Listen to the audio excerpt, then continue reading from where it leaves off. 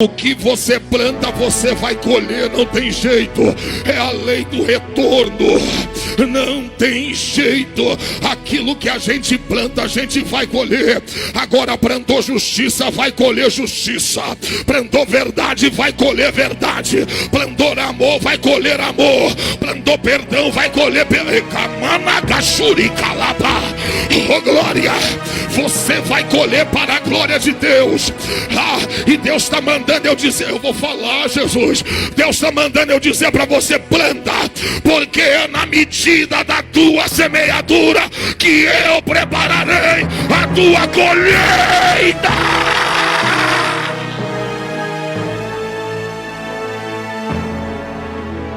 Kamanaga Xandaraba Calapaio, Replopanto Comanaganduri Calapa.